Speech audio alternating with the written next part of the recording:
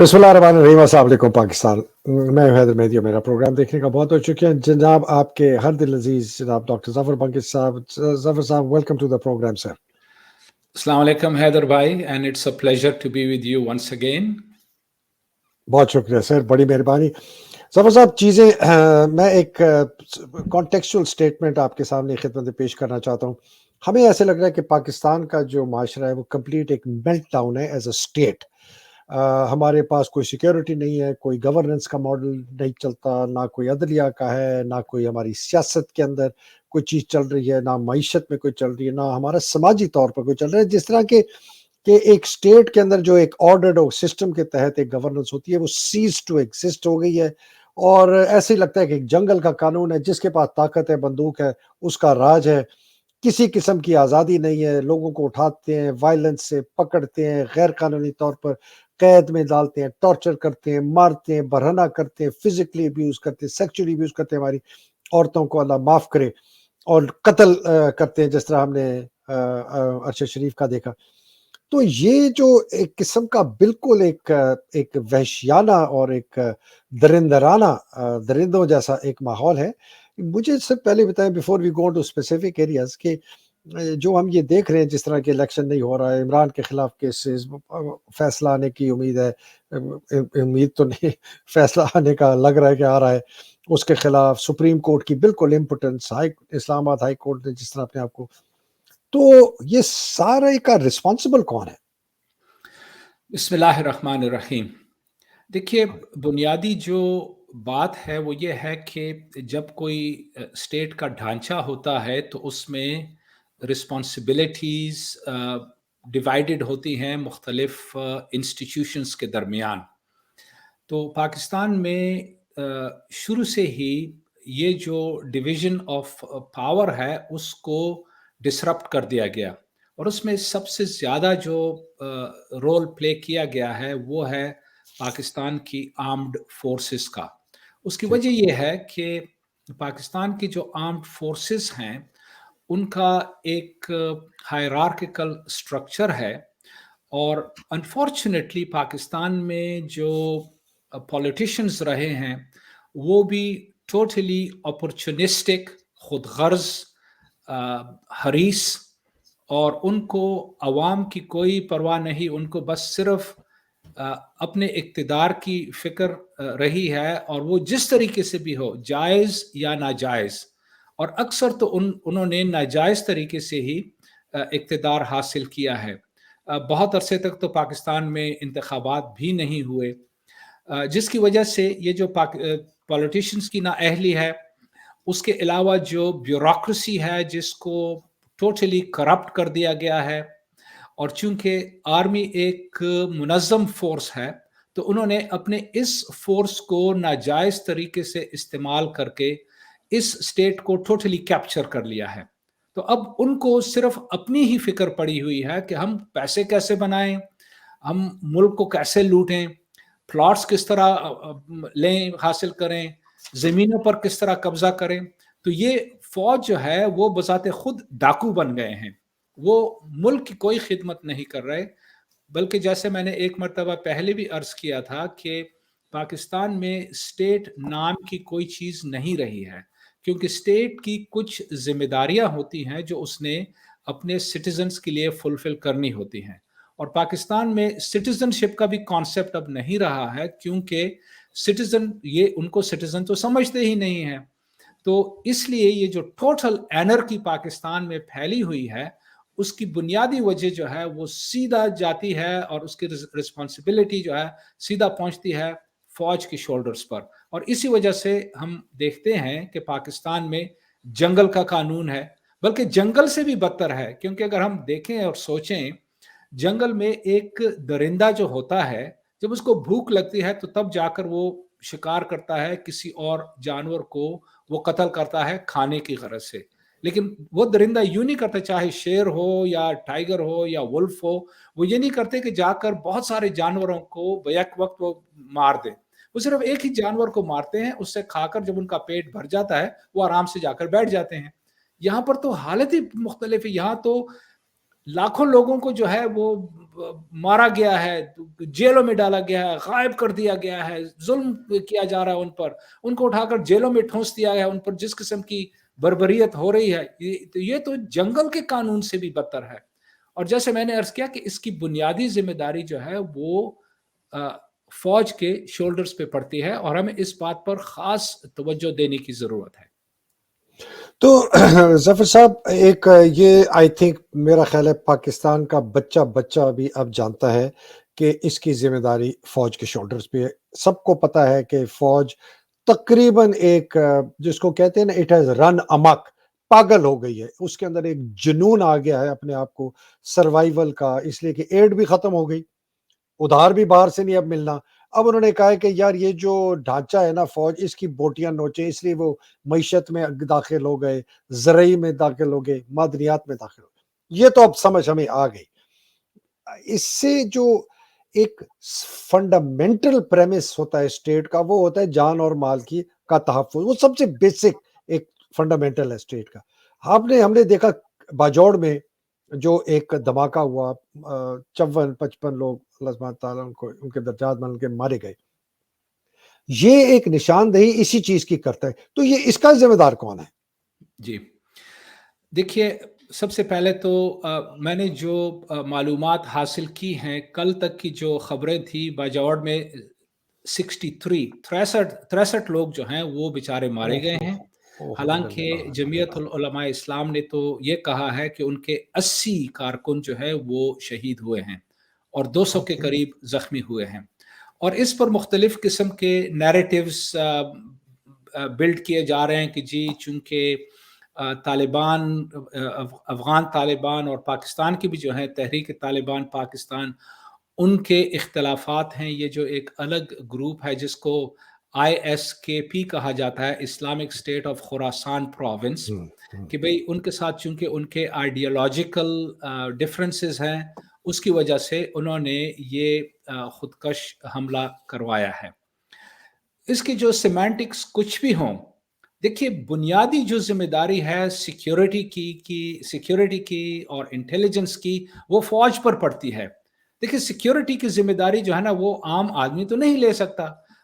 ایک ادارہ جو ہے جو اپنے آپ کو سیکیورٹی اسٹیبلشمنٹ کہتا ہے, یہ ذمہ داری ان کی ہے, اور اس سے بڑھ کر انٹیلیجنس ایجنسیز کی ہے.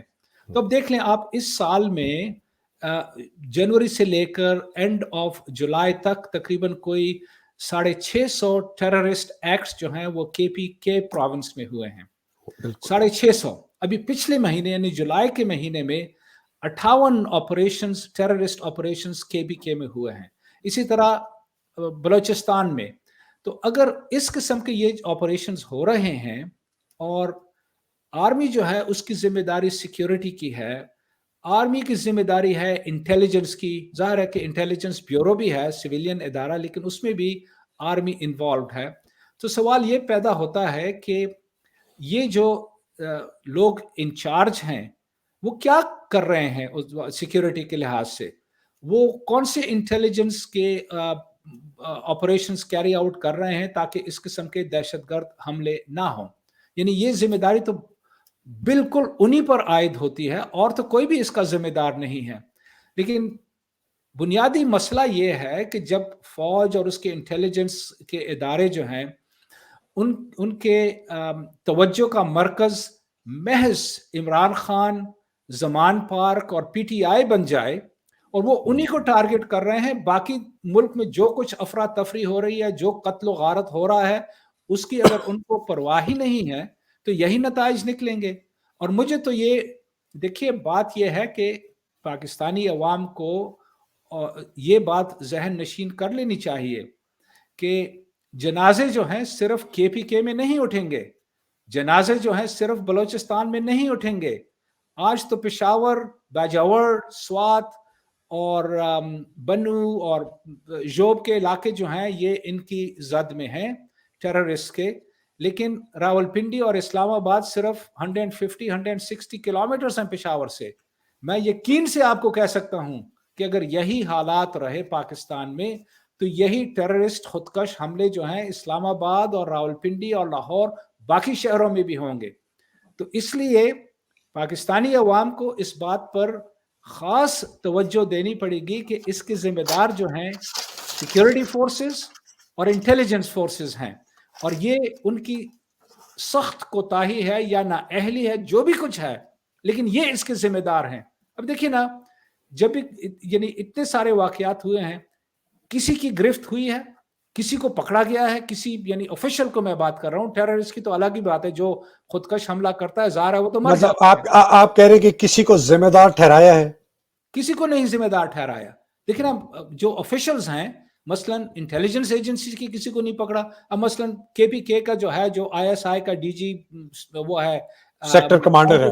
کاؤنٹر ٹیررزم کا جو بندہ ہے، کیا اس سے کسی نے پوچھ گچھ کی ہے کہ تم کیا کر رہے تھے؟ تم سو رہے تھے جب یہ خودکش حملہ آور آ رہے تھے؟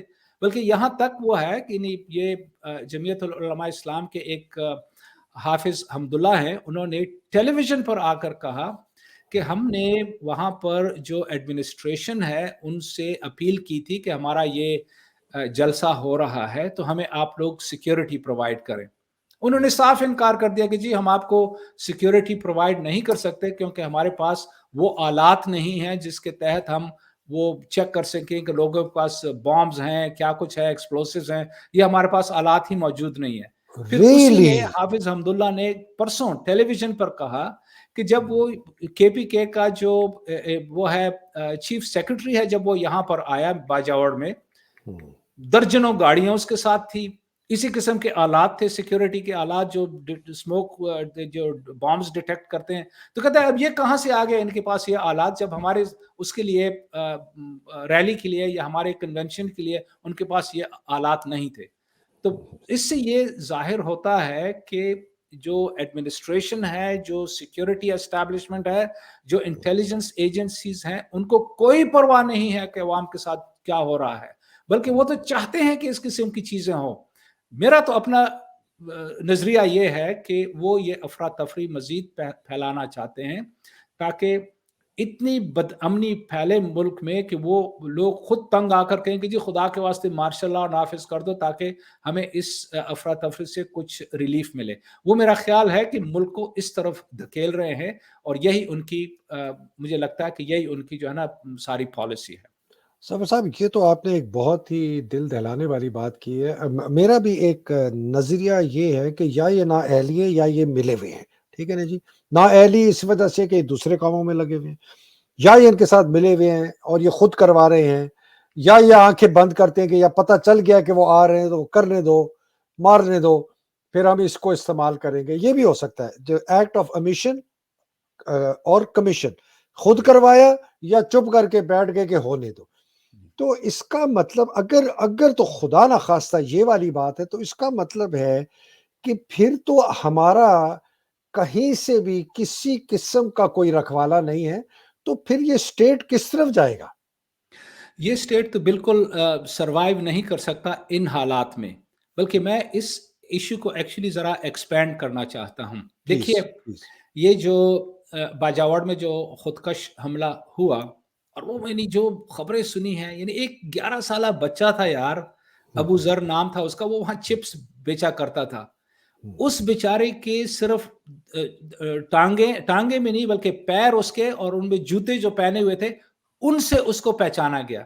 اب اگر بیچارہ چپس بیچ رہا ہے، ظاہر ہے کہ وہ بہت ہی غریب ہوگا۔ اسی طرح ایک اور نوجوان تھا، 10 دن پہلے اس کی شادی ہوئی تھی، وہ بھی اسی میں اس کے بھی پرخچے اڑ گئے تھے۔ اسی طرح بہت سے لوگ ہیں، جب آپ سنتے ہیں تو انسان کے بالکل جو ہے نا، یعنی اتنا دکھ ہوتا ہے کہ یہ بے گناہ لوگ اس طرح ان کی دھجیاں اڑائی جا رہی ہیں۔ اچھا، میں نے جیسے عرض کیا کہ میں اس کو ایک براڈر کانٹیکسٹ میں دیکھتا ہوں۔ یہ باجاوڑ میں دھماکہ جو ہے اسی دن ہوا جس دن چائنیز ڈیپوٹی پریمیئر پاکستان آ رہا تھا۔ اچھا، اب دیکھیے، چائنا کے ساتھ پاکستان کے یہ سی پیک کے معاملے میں کافی سارے جو ہے نا 2013 سے لے کر اب تک، یا 2015 سے لے کر اب تک یہ سلسلہ چل رہا ہے، اور یہ چائنیز وائس پریمیئر جو آیا تھا وہ مزید ایکٹیویٹیز، کچھ پروجیکٹس وغیرہ کے سلسلے میں بات چیت کرنا چاہتا تھا۔ مجھے لگتا ہے کہ اس آپریشن میں کہیں نہ کہیں سے امریکہ بھی انوالوڈ ہے، کیونکہ امریکہ نہیں چاہتا کہ سی پیک کامیاب ہو، اور وہ نہیں چاہتا کہ چائنا جو ہے اس کو اس سلسلے میں کوئی آؤٹلیٹس ملیں پاکستان کے تھرو، یا بیلٹ اینڈ روڈ انیشیٹو جو چائنا کا ہے وہ سکسیسفل ہو. تو آپ دیکھیے، اور میں ایک اور بات عرض کر دوں کہ یہ جو دہشت گرد ہیں، چاہے وہ جو بھی نام استعمال کریں، ان کی پشت پناہی امریکہ کر رہا ہے.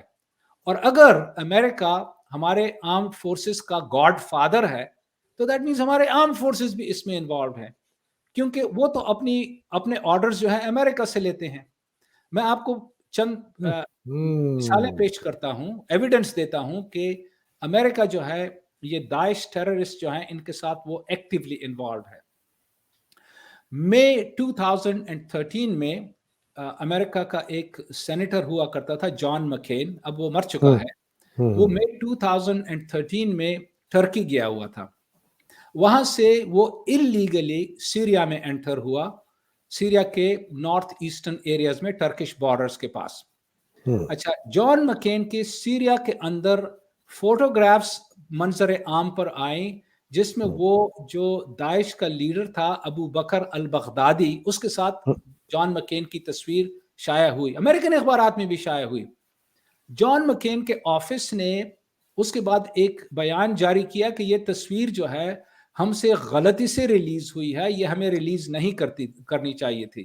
لیکن انہوں نے اس کو ڈینائی نہیں کیا کہ ابو بکر البغدادی جو ہے وہ اب مر چکا ہے، اس کو مار دیا گیا ہے، لیکن یہ کہ وہ اس کی تصویر جان مکین کے ساتھ آئی. کچھ اور لوگ بھی تھے داعش کے. تو ایک تو یہ ہے کہ بھئی جب امریکن سینیٹرز ان لوگوں سے ملتے ہیں تو دیٹ مینس کہ وہ انہی کے بندے ہیں. دوسری مثال میں آپ کو دیتا ہوں.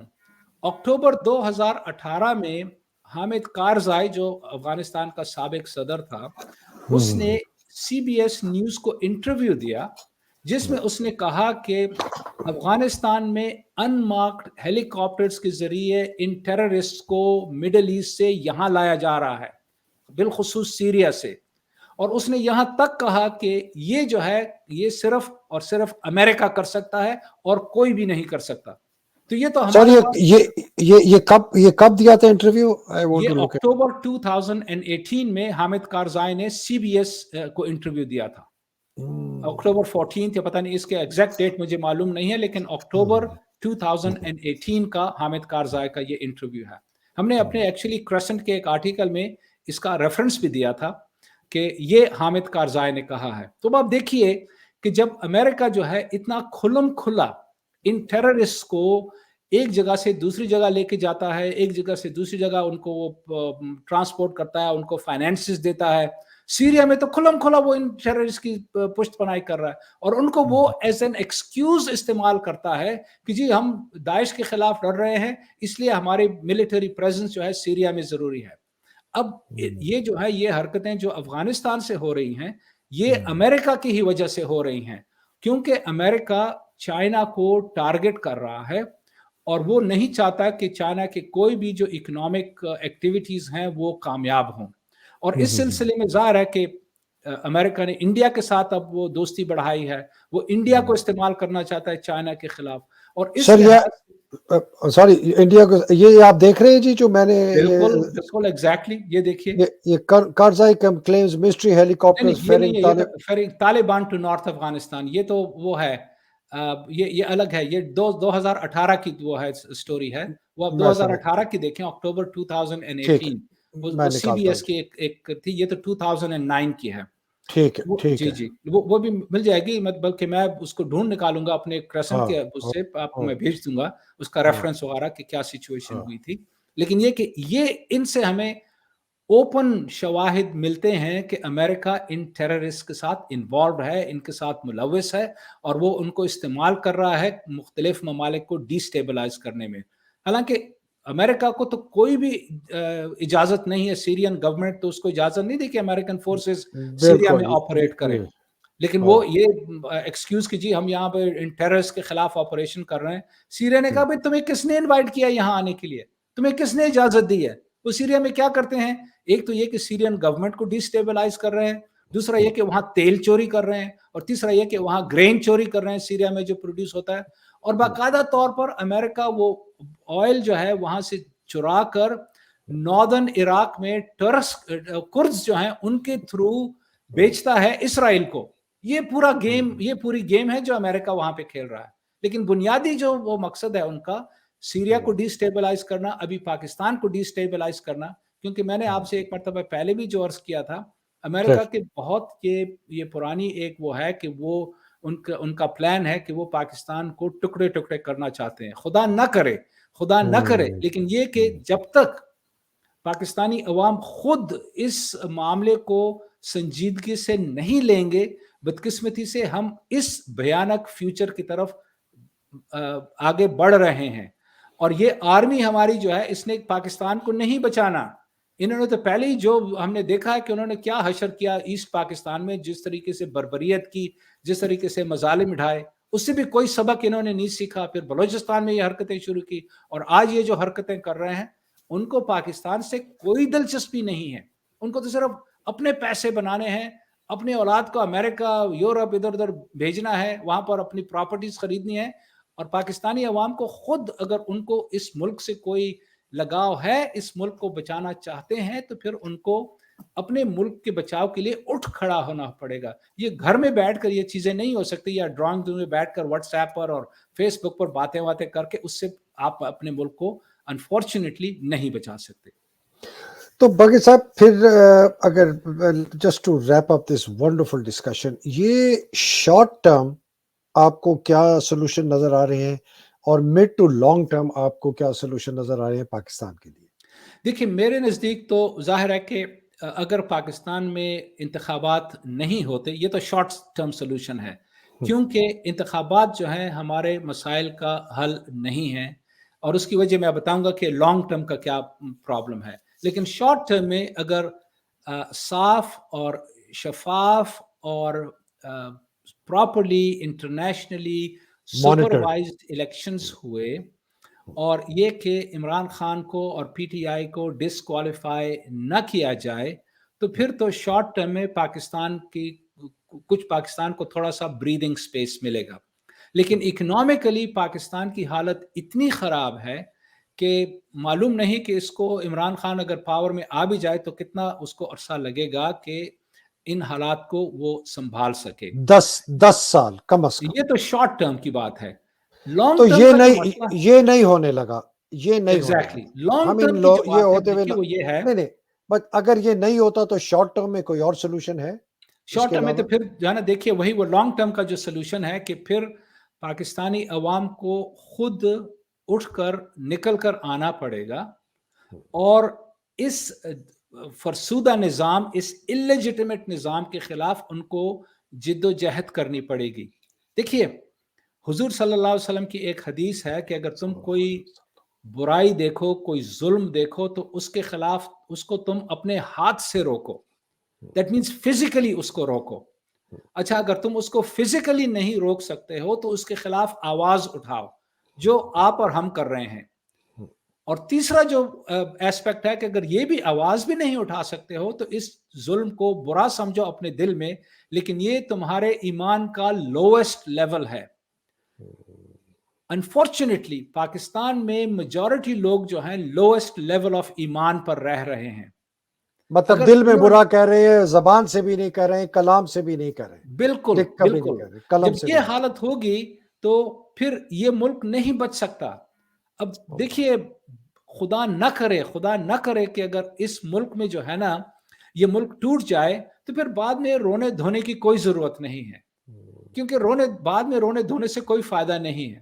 ایک وہ اس کی مثال ہے کہ جب وہ اندلس کو انہوں نے جب لے لیا تھا, یہ جو کرسچن رولرز تھے یا Christian Isabella Ferdinand and Isabella نے, تو جو ان کا اندلس کا آخری مسلمان رولر تھا, وہ جو وہاں سے باہر نکلا تقریباً کوئی 10-20 کلومیٹر باہر اندلس سے, تو اس نے مڑ کر دیکھا اندلس کی طرف اور رونے لگا اور افسوس کرنے لگا.